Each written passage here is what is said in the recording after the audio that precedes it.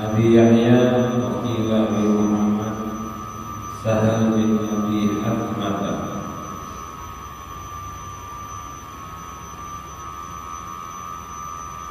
Bi Fathil Hakim Malam Al-Iskan Satahib Al-Muballatah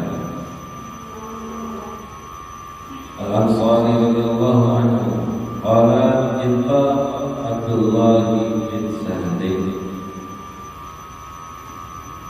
wa Muhayyis bin Mas'ud ila Khaybar wa hiya yawmidin sulfur fatafarraqa wa ata Muhayyis ila Abdullah bin Salim wa yatashahhadu fi damihi qatilan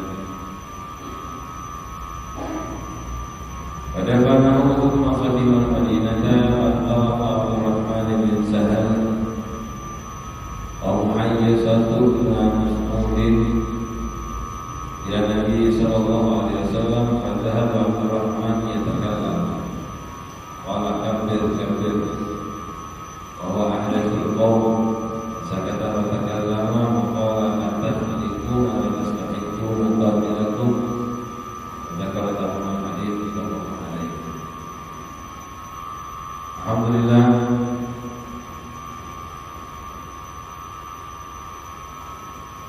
syukurillah dan ni'matillah. Mari kita berkumpul bersama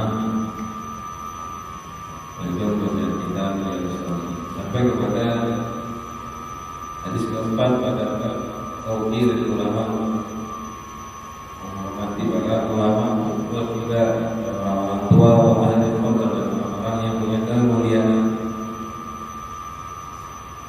Hadis ini diriwayatkan dari Sayyidina Sahal bin Abi Hatmah, salah satu pemuda dari Bani Ansar. Ini masih muda sekali ya.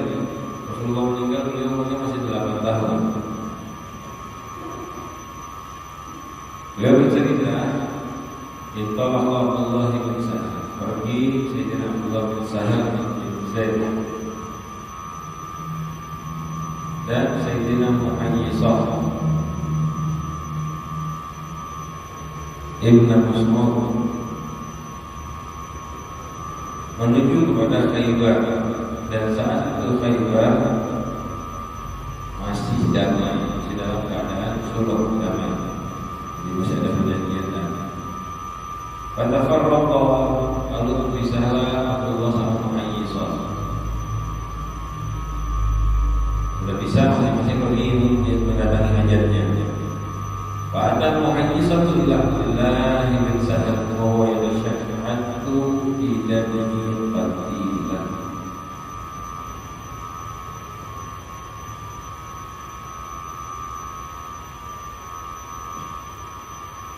Lalu ketika Muhayyisah mendatangi Abdullah bin Sahal,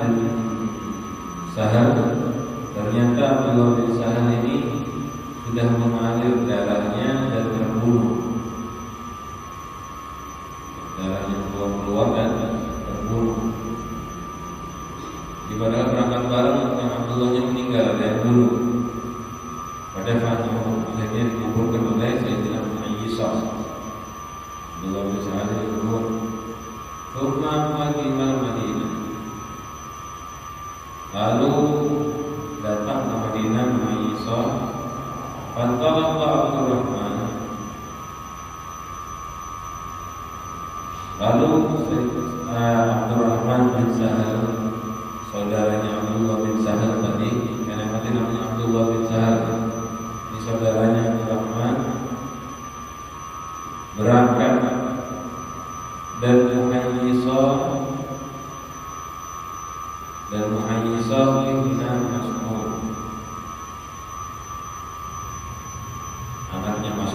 Muhayyisah ini sekali lagi ya, pamannya Abdurrahman bin Sahal dan pamannya Abdullah bin Sahal tadi ya.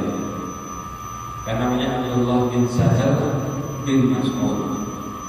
Ini Muhayyisah bin Mas'ud. Jadi begitu ya. Ini yang pergi pertama dua orang, paman sama keponakan, Abdullah bin Sahal bin Mas'ud. Satunya lagi Muhayyisah bin Mas'ud. Sampai di Madinah berangkat Rasulullah SAW, Abdurrahman bin Sahal bin Mas'ud, Muhayyisah bin Mas'ud. Nabi SAW maka kepada Rasulullah ini. Padahal Abdurrahman yatakallam. Setelah sampai kepada Rasulullah SAW, Abdurrahman ngomong.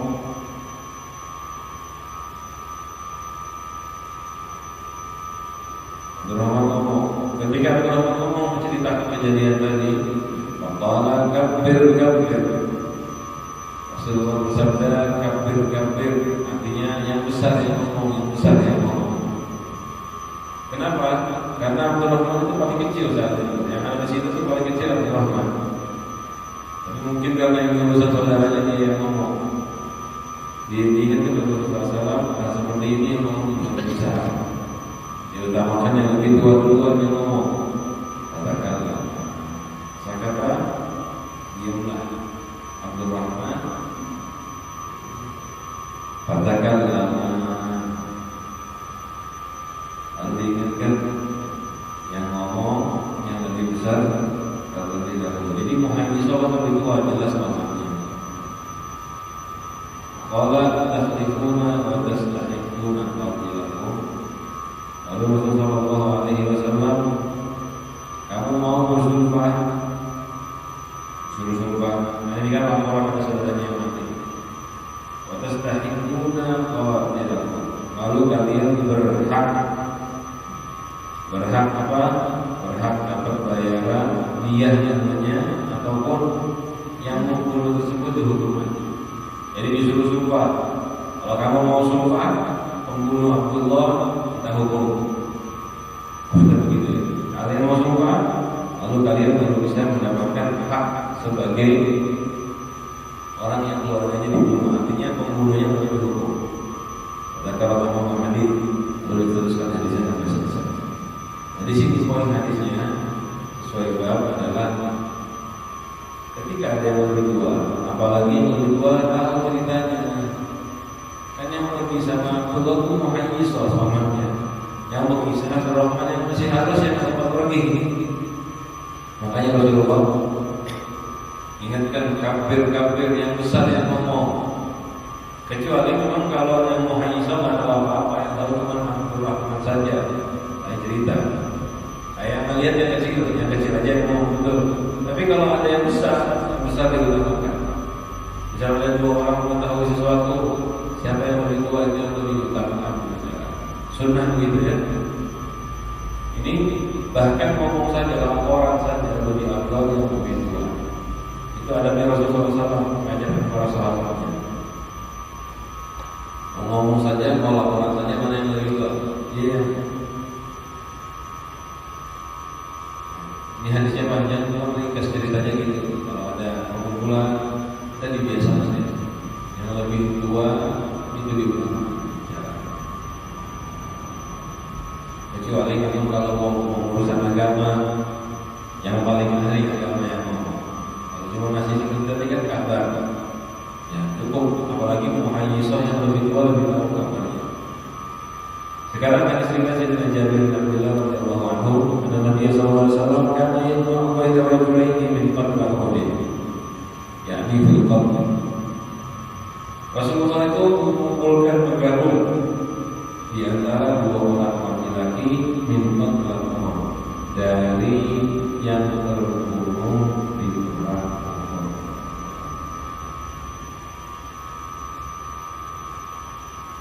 Rasulullah ketika mengumpulkan syuhada Uhud itu karena namanya perang, susah, repot, dan keadaan saat itu mencekam, banyak muslimin yang gugur.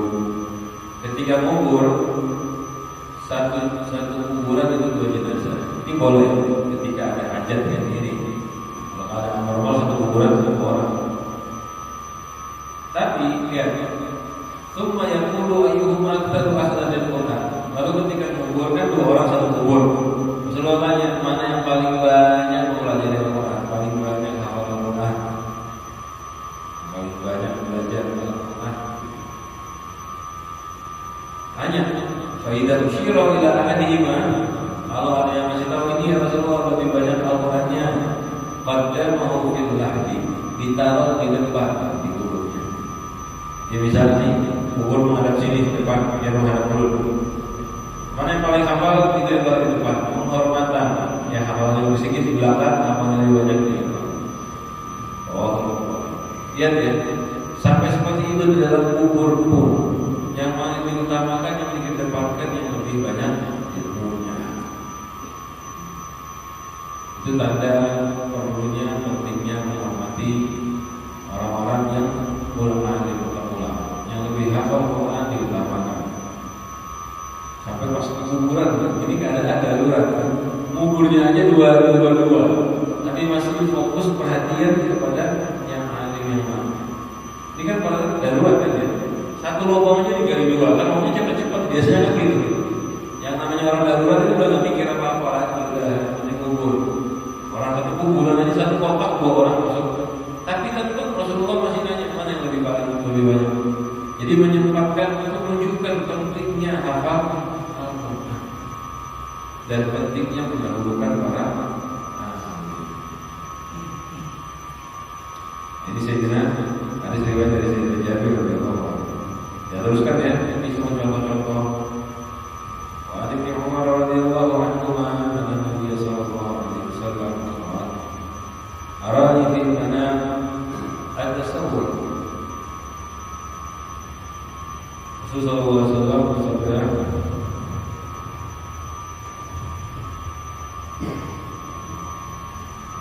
aku melihat mimpi ketika tidur, tasawwur untuk bersiwak dengan sebuah siwak. Faja'ani rajulan, lalu datang kepadaku dua orang laki-laki, ahaduhuma akbaru minal akhar. Ada dua orang datang, salah satunya lebih tua, salah satunya lebih tua dari yang lain.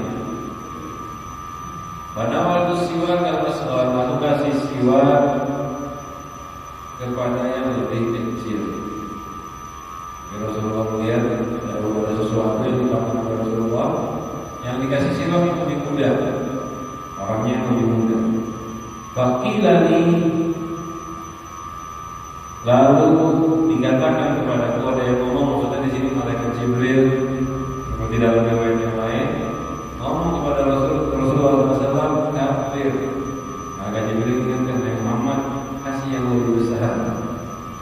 Sampai malaikat Jibril aja mengingatkan, ya hulurkan yang lebih tua.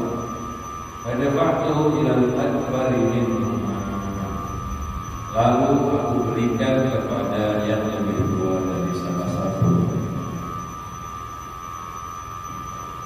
Nah di sini ada hadis dan ada dalil di hadis, kalau mau memberi sesuatu dahulukan yang lebih besar. Entah itu kayak tadi contohnya siwak, dan sama seperti ini, makan, minum, jalan, ngomong, dahulukan yang lebih tua. Dahulukan yang lebih tua. Tapi ini perlu diperhatikan. Ini jika tidak duduk tertib di mereka, lagi duduk kumpul biasa, yang didahulukan yang lebih tua. Tetapi ketika duduk tertib kayak bikin lingkaran, duduk rapi, itu yang didahulukan yang sebelah kanan. Karena mendahulukan kanan lebih tua. Jadi posisi mendahulukan. Contoh, ya sekarang kita duduk agak berantakan, apa? Kalau yang seperti ini mana yang lebih tua dikasih duluan. Tapi kalau duduknya baris kayak gini rapi, ngasihnya ke kanan. Entah kanan lebih tua atau kanan lebih muda. Karena ada riwayat yang lain Rasulullah pun melakukan seperti itu. Jadi umumnya memang yang tua didahulukan. Tapi kalau sudah duduk rapi berbaris, tertib kata ulama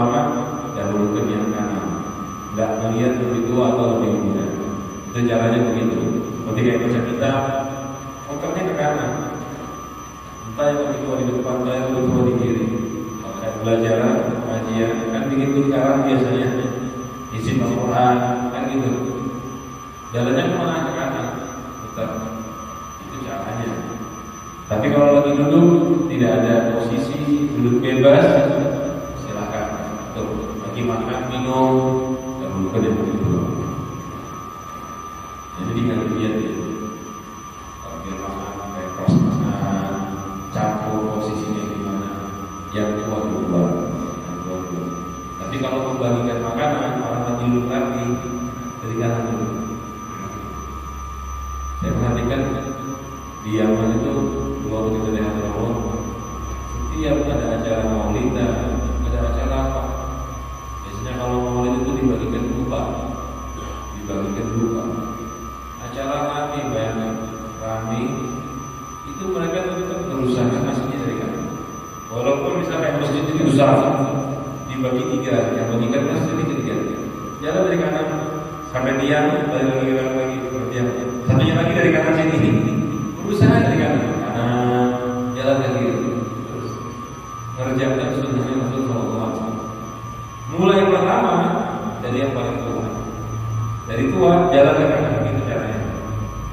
Jadi kayak biar ini perhatikan kalau kayak maulid kan biasanya bagi parfum dari tengah kan. Ini perhatikan.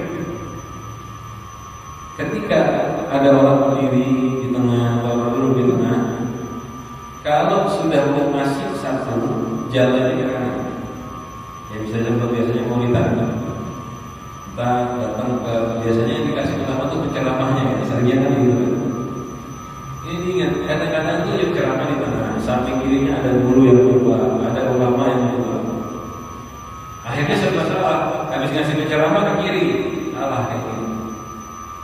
Dari sini ke kanan. Terus, walaupun ibaratnya di sini ada lebih tua, cuma dari afdal jangan habis itu penceramahnya dari yang kiri yang tua. Gak harus dari tengah-tengah tuh gak harus. Dari yang tua 1, 2, 3 jalan ke kanan. Jangan ke sini, balik ke sini, pergi lagi ke sini. Ya ini gak haram sekali lagi, ini adab saja. Cuma kita tuh orang muslim, walaupun kayak gini, cuma begitu aja, urutan aja kok, ada repot-repot. Jangan sampai kita ngomong begitu. Apalagi berdalil agama itu gampang. Enggak, ini bukan masalah itu. Ini masalah menjaga sunnahnya Rasulullah ini. Memang betul kadang-kadang kayaknya repot banget sih, harus urut. Itu tertib sunnah dan ada pahalanya. Kita bukan repot, tapi ingin mendapatkan pahala yang besar saat mengerjakan sunnahnya Rasulullah ini. Hadis selanjutnya dari Sayyidina Abu Musa radhiyallahu anhu, Musa al-Asy'ari. Beliau mengatakan kepada Rasulullah sallallahu alaihi wasallam, "Inna min ijlalillahi ta'ala ikraman lisyabatil muslimin wa hamidil qur'ani ghairal ghalibih wal jafi anhu wa ikraman lis-sultanil muslim."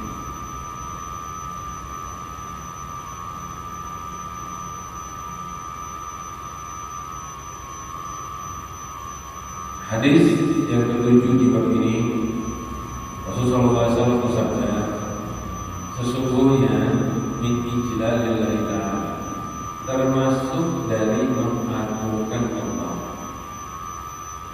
Ini amal ini termasuk dari amal-amal yang sama seperti mengagungkan Allah, termasuk bagian dari mengagungkan Allah. Apa itu? Ikraman lisyaibatil muslimin, menghormati orang-orang yang beruban dari orang muslim. Bisyaibah itu memiliki uban. Termasuk dari menghormati Allah adalah menghormati pemilik uban dari muslimin. Maksud pemilik uban adalah orang tua di garis bawah ini tafsir sama ulama, orang yang tua, yang melewati umur, yang menghabiskan umur yang agak panjang dalam Islam, dalam iman.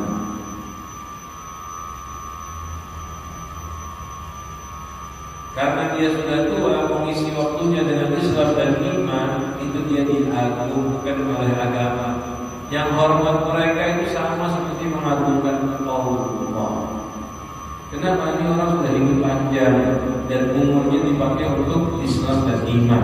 Makanya dikasih syarat disyaibatil muslimi. Bukan cuma sekedar tua, bukan. Yang muslim, yang mengamalkan agama Islam dan iman. Ini menghormati mereka sama atau dianggap bagian dari menghormati Allah Subhanahu wa taala. Lihat ya, ini bukan sembarangan. Kalimatnya termasuk bagian menghormati Allah,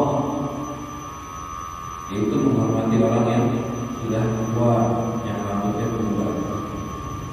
Kalau hukumnya sekali lagi yang sudah berubah ya. Kalau ada anak-anak kecil berubah gimana? Bukan berubah. Dan juga kalau umurnya bukan cuma sekedar tua, orang tua gak iman gimana? Gak ada urusan. Menghormati orang tua ahli maksiat, hormatnya gak ada masalah, tapi itu bukan bagian dari menghormati Allah. Bukan hanya sekedar adat biasa. Beda ya. Ada orang tua orang baik atau ahli maksiat, kita hormat sama mereka, hormat adab, tapi bukan bagian dari menghormati Allah. Karena yang dikatakan termasuk dari bagian menghormati Allah, menghormati orang tua, itu orang tua yang menghabiskan umur, karena dia menghabiskan umurnya dalam taat. Jadi seakan-akan kita itu bukan kepada zat orangnya, tapi ketaatan banyak yang telah dia lewati, itu yang kita hormati. Kalau kitanya nggak usah nuntut, seandainya kita pun sudah tua, ahli taat sekalipun, jangan cari dihormatinya. Soal ini nasihat Rasulullah bagi yang lebih muda. Yang kedua, wahamilul Qur'ani ghairil ghalibi, dan orang-orang yang hamilul Qur'an. Siapa yang disebut hamilul Qur'an? Membawa Al-Qur'an. Karena dia itu membawa hafalan, membawa pelajaran Al-Qur'an, berbebani dengan memahami dan mengamalkan Al-Qur'an, mentadabburi Al-Qur'an. Makanya disebut dengan pembawa Al-Qur'an. Artinya pembawa itu kan ia bawa Al-Qur'an itu dibawa. Yang dimaksud bukan megang Al-Qur'an dibawa, bukan. Ini yang dimaksud pembawa Al-Qur'an maksudnya orangnya hafal, orangnya paham, baca Al-Qur'an, berusaha memahami Al-Qur'an. Jadi seakan-akan orang kayak gini seperti membawa, ada hafalannya yang membawa Al-Qur'an, menelaah ayat Al-Qur'an. Ada orang macam ini, menghormati mereka seperti atau termasuk bagian dari menghormati Allah. Tapi dikasih kaidah lagi sama Rasulullah, dikasih batasan. Ghairul ghali fihi wal jafi anhu.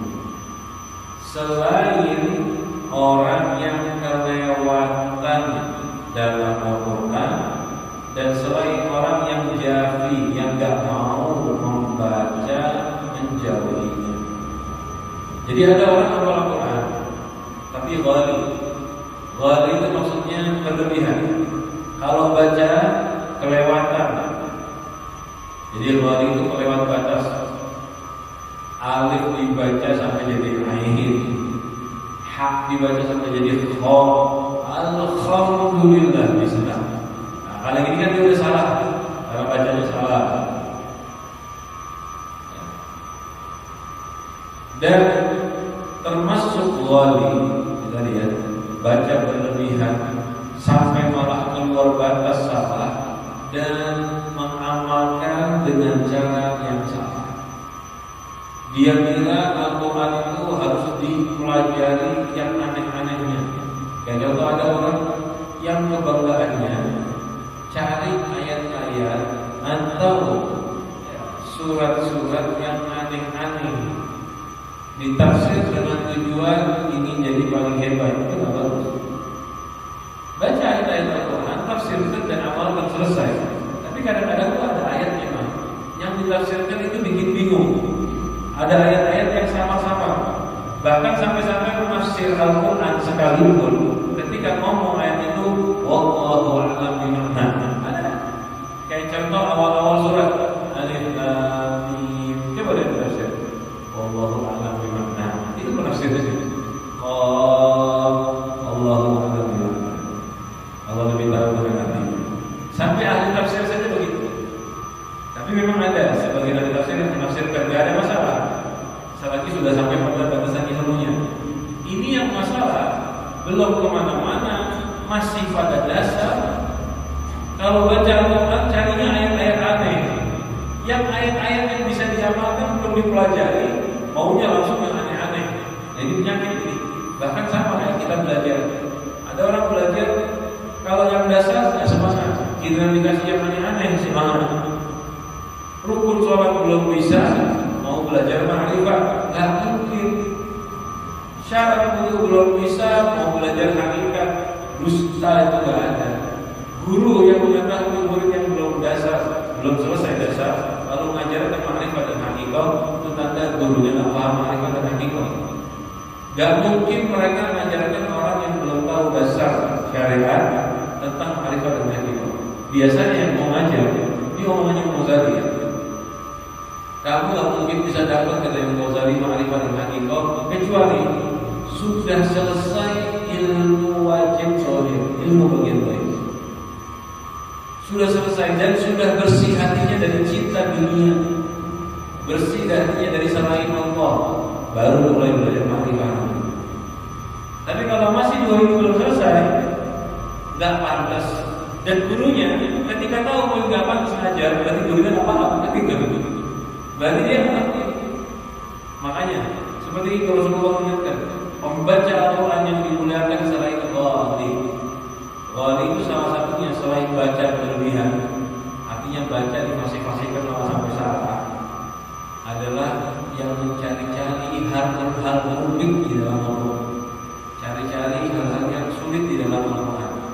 Bukan karena belajar, itu karena keren, karena memang begitu ya. Ini loh ada ayat ini, ulama ada yang menafsirkan di kitab ini artinya begini dulu aja yang tahu misalkan. Nah ini kayak gini tanda bisa jadi kali sokok dan sebagainya. Kita nggak usah lihat orang, ini koreksi diri kita. Jangan sampai kalau mau menghafalkan Al-Quran karena ayat ini. Wal jafi'anhu, dan lebih buruk lagi, jafi'anhu, hafal Al-Quran, paham Al-Quran, tapi jafi itu nggak dibaca Al-Qurannya. Kalimat jaffa itu biasanya kalau dipakai dalam Quran. Kenapa dia jaffa sama orang ini? Artinya nggak nyapa, nggak mau, dicuekin, itu jaffa. Nah ini jaffa dengan Al-Quran, artinya nggak dibaca Al-Qurannya, ditinggalkan Al-Qurannya, nggak diamalkan. Nah ini termasuk sesuatu yang disebut dengan jaffa.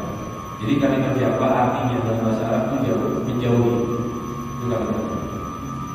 Kalau wali terlewat batas, tidak ada orang terlewat batas, sama satu lagi orang yang jawab menjauhi Al-Quran, hafal tapi menjauhi Al-Quran. Paling baca Al-Qurannya pas lomba, ngaji Al-Qurannya pas tampil di rumah nggak pernah ngaji Al-Quran. Ini sangat disayangkan. Banyak di akhir zaman orang sibuk menghafal Al-Quran, ikut pelajaran tajwid, qiraat. Ternyata ngajinya hanya untuk sekedar dilihat orang. Ketika dia mulai nggak bangun mengaji Al-Quran, ini sangat disayangkan. Dan memang salah orang tua juga. Kadang-kadang kita nyuruh anak kita, ayo hafal Al-Quran yang menjadi wali, ayo hafal Al-Quran yang nanti ikut lomba. Salah itu. Berapa banyak orang yang hafal Al-Quran tidak membacanya. Nah yang seperti ini bahaya. Bahkan yang baca saja, hafal baca, tapi nggak ngamalkan, itu bahaya. Rubatan Al-Quran Al-Quran yang anu. Ya. Berapa banyak orang yang baca Al-Quran tapi Al-Quran melaknat orang tadi. Padahal Al-Qurannya dibaca katanya melaknat. Kenapa? Karena cuma baca pakai mulut, hatinya riya. Baca pakai mulut, nggak ada mengamalkannya. Itu Al-Quran melaknat membacanya. Apalagi hafal, nggak mau baca dan nggak mengamalkan, lebih berbagi. Yang tadi masih baca, ini udah nggak mengamalkan, nggak baca. Bacanya cuma hanya kepentingan duniawi, sangat sayang. Kalau ada orang kayak gini, nggak termasuk. Menghormati mereka itu nggak ada nilai ibadahnya. Padahal hafal Al-Quran, tapi nggak ada nilai ibadah saat menghormati orang macam ini. Bahkan kalau ulama-ulama yang keras nih, ketika tahu ada orang hafal Al-Quran tapi salah kayak gini, kata mereka jangan hormati agar dia stop dari kesalahan ini. Sampai seperti itu, sampai disebutkan, jangan. Tapi kalau kita nggak usah seperti itu ulama yang keras, mereka punya niatan sendiri bagus untuk menjaga ketertiban Al-Quran. Kalau kita sih husnuzon aja, pokoknya ada orang hafal Quran kita sangat baik. Kecuali yang kenal, akrab, bisa nasehatin, tegur nasehatin. Tapi kalau tak sampai mereka aja sudah selesai. Yang ketiga, ikram bisultanil muqsid, menghormati pemilik kekuasaan, yang mungkin raja, pemimpin, al-muqsid, yang adil pada hukumnya di antara rakyat. Termasuk mengagungkan Allah adalah menghormati raja yang adil. Bayangkan ya, menghormati mereka ini bagian dari menghormati Allah, termasuk dari bagian menghormati. Kenapa? Ini hal ini susah. Yang pertama, orang yang sudah tua, yang habiskan umurnya dengan Islam, repot. Istiqomah itu susah. Hanya lagi hafal Al-Quran dan mengamalkannya. Kita bahas tadi repot. Dan yang ketiga, bisa jadi ini lebih susah lagi. Bisa jadi ini lebih susah. Apa itu? Raja yang ini paling susah. Bahkan untuk raja yang adil, kalau betul adil, Allah menjamin mereka di bawah Arsy Rahman saat di akhir zaman. Ada orang yang saat hari kiamat pada masyar semua kepanasan, dia diberi naungan di bawah Arsy Allah. Gak ada ketakutan, gak ada ketegangan. Salah satunya apa? Raja yang adil. Walaupun ini ibadahnya sedikit, cuma biasanya nggak mungkin adil kalau ibadahnya sedikit. Bisa adanya ibadahnya cuma wajib-wajib aja, pas-pasan aja.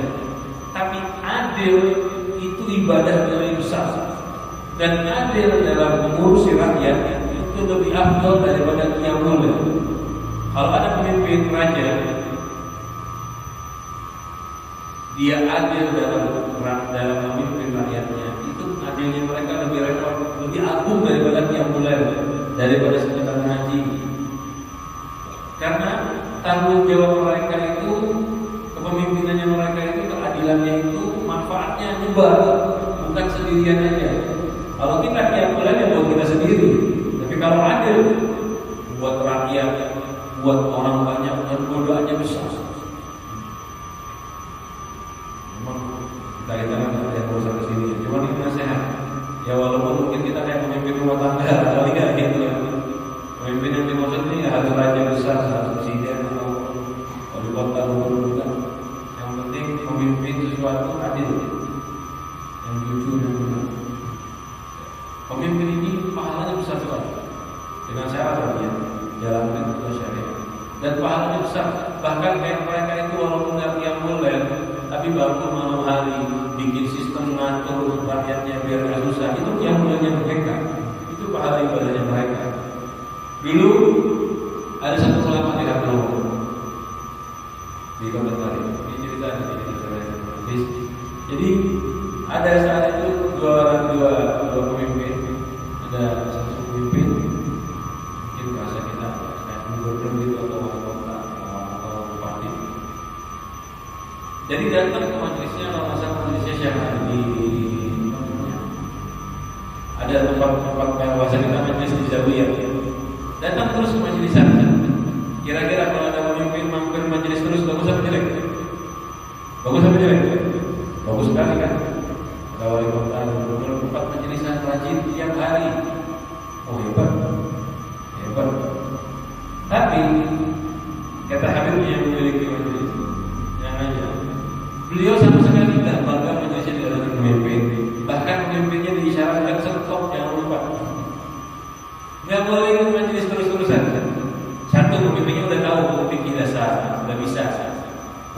kepalanya kosong total agamanya kan? Makanya kata beliau masih isyarat, kamu itu punya tanggung jawab yang lebih besar, ngurus ke rakyat. Ini ngomong pulang di masjid, di majelis terus pulang belajar, ngurus ke rakyat.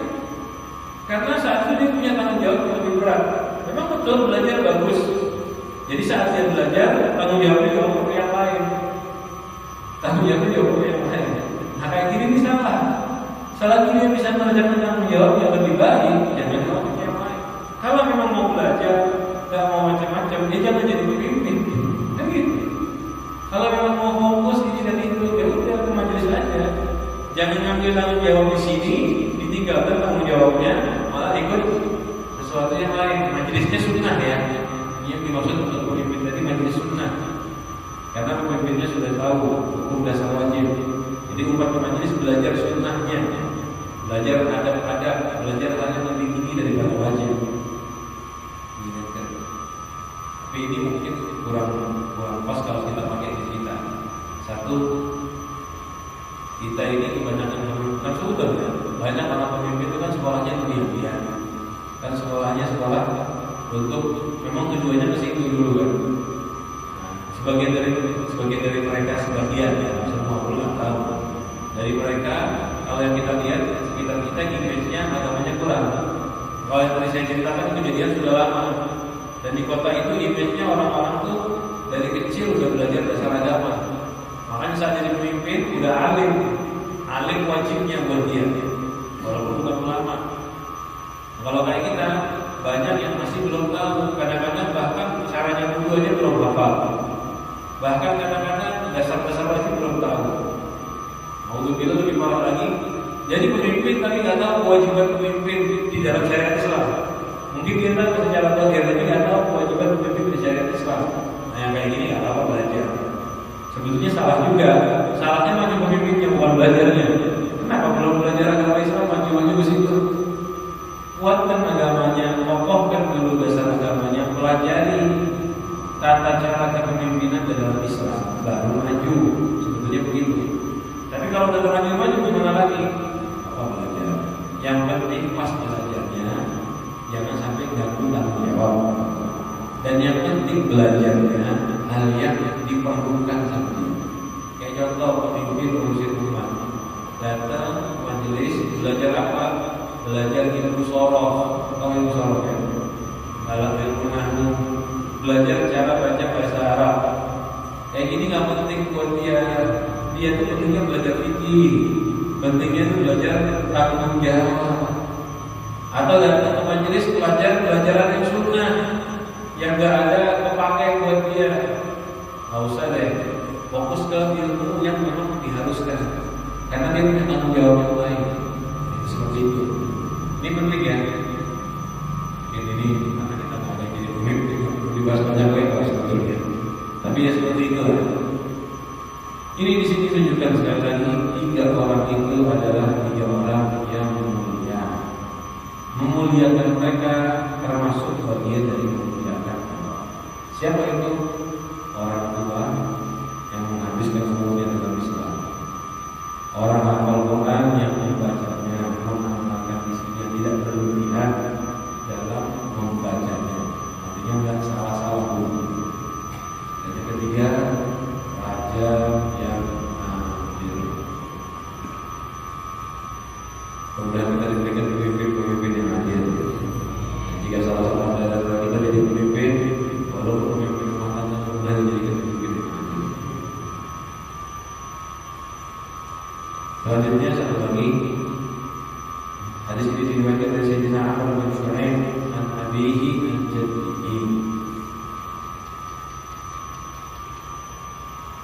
An Amr bin Shu'aib. Amr bin Shu'aib bin Abdullah bin Amr bin Asad.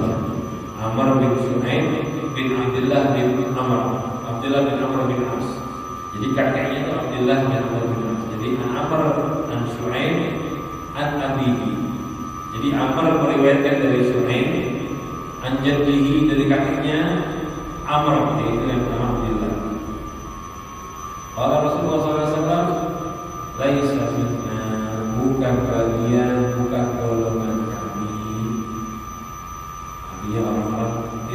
termasuk golongan pemahaman Rasulullah kami, bukan orang yang sejalan dengan kami. Siapa itu yang tak sejalan dengan Rasulullah? Yang beda jalur sama Rasulullah. Bayangkan ini kalau beda jalur sembarangan, tak sejalan sama Nabi, kayak apa itu? Man lam yarham saghirana, yang tidak menyayangi muslim yang kecil. Anak kecil di muslim dia sayang.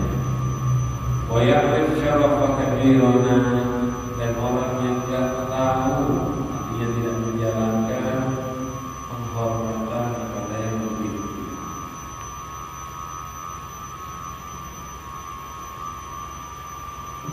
Jadi ini ancamannya berat ya teman-teman. Makanya mungkin dari kecil sampai sudah sering dengar di sini, sering disampaikan sama Bapak. Tapi sampai nama yang Rasulullah wa ya'rif haqqa kabirana atau syarafa kabirana, bukan dari golongan sunnah Rasulullah, bukan dari golongannya Rasulullah. Ya, tapi selalu yang Rasulullah. Tapi orang yang tidak mengerjakan sunnah Rasul, tidak mengamalkan amalnya Rasul. Siapa mereka yang tidak nyayangi anak kecil? Melihat anak kecil besar, ada anak kecil main-main dianggap ganggu. Namanya anak kecil itu yang hidupnya main, masih kecil. Kecuali bukan kecil, apa orang dewasa kayak anak kecil aja cerita. Kalau 15 tahun, 14 tahun, main-main, apalagi 20 tahun, 30 tahun, berlari-larian main-main, itu bukan anak kecil itu. Ini maksudnya anak kecil semua, 2 tahun, 5 tahun, nggak termasuk bagian dari Rasulullah. Yang ketiga, melihat anak kecil muslimin nggak sayang, nggak kasih. Kita tuh sunnah sama anak-anak kecil kasih sayang, disenyumin, disapa, diantar, bahkan sampai contoh disium benihnya. Cuma kalau dia mau cium anak orang, izin sama orang tuanya. Zaman was-was sekarang, ada yang ngomong kalau dicium anaknya takut ketularan penyakit, kan ada yang kayak gitu, anaknya sakit. Itu zaman was-was. Makanya kita walaupun was-was kayak gitu, kita jaga diri aja. Izin sama orang lain, boleh saya cium, khususnya bayi ya. Jangan main gendong bagi orang, jangan main cium bagi orang bayi. Ini pun semua izin. Yang dimaksud suruh nyayang anak kecil, suruh cium itu anak pian dulu. Kalau anak orang jangan, kecuali izin sama orang tuanya. Satu guru sekali pun seatasnya gendong bagi orang. Di sini saya cium, izin. Apalagi yang sekedar biasa, jangan main gendong aja orang. Main ambil tanpa izin. Maksud saya bukan maling. Jadi lagi duduk sama keluarganya, ini kita sama keluarga kita, anaknya adik kan, anaknya siapa kan, saya gendong ya, amin. Walaupun keluarga sendiri, nggak semua orang itu membebaskan tidak. Sayangi, tapi pada batasannya.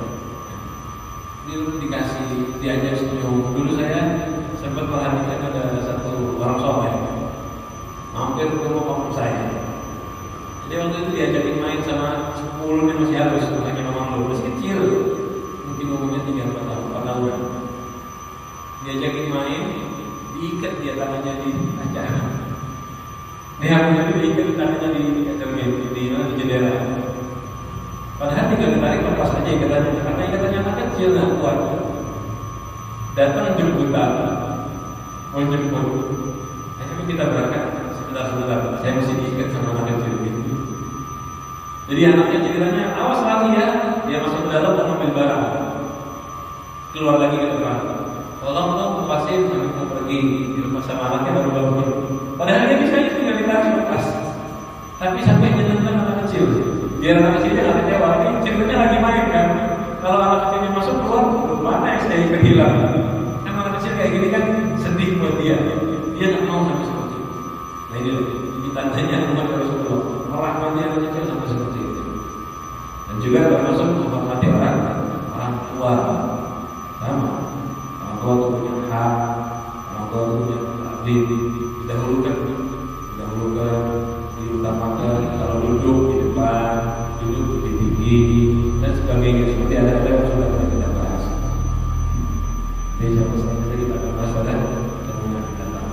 Diskusi senyum tanya ya, takdim kepada orang tua